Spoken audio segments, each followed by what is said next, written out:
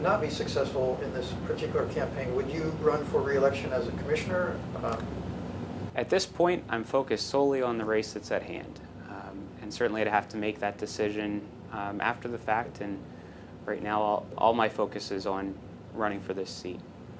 How much do you plan to spend during the primary portion of the campaign? It's difficult, and to be frank, if you would have asked me this question a few months ago, I would have expected we'd have more money that we fundraised, but it's very challenging at this point to raise money. The economy is not good, and even those that typically give, business owners, they're more reluctant because business isn't good for them. And we, at this point, are running a very much shoestring budget campaign. I am a young person, so my roots and connections to folks, I don't know that many millionaires. So it's very difficult to run a campaign at this level when you do need money. And certainly we have enough to keep the lights on. I would expect that if I have $50,000, I will be able to accomplish a great deal in the primary. I want to make sure I'm able to mail some information about myself to super voters. And I also want to do some radio advertising and some other media advertising as well. And I think the main thing that I've been doing right now are those events that don't cost a penny.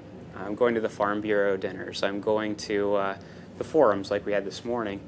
And I'm able to reach out to voters one-on-one and visit people in their homes. And I think that's the strength I have as a candidate, that I have the energy to get out there and actually meet people in person rather than sit in an office and expect the cameras and TV commercials to do the work for me. What distinguishes you from the other Republicans in this race? Sure. I have a proven record as a fiscal conservative. My votes are publicized in our local newspaper and on the radio in my area. So it's important because I have a record that I can actually talk about, but I have the proof. So I don't only talk about it, but I walk the walk. And people can check that. The other candidates can't say that they've balanced a $15 million budget without tax increases, and I can say that. And there's nothing against the other candidates. I've met them both. They seem like good men. But I feel strongly that at this point, with the economy being the way it is, it's very important that a candidate has a record that you can look to. And there's no guessing if I would have the opportunity to go to Washington where my votes would come down. Philosophically, do you think there are differences between the three of you in this race? There are on some levels that I've heard. Many times in debates we agree on the vast majority of issues. I know that I did talk to Andrew.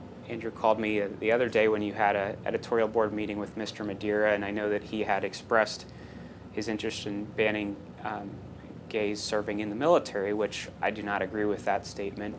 That's the first I had heard that, though. I do think that each of the candidates has expressed their views as being pro-life, pro-Second Amendment. So those issues I don't see that we differ greatly, but perhaps I didn't get to sit in on your interview with the other candidates. Maybe there are other issues.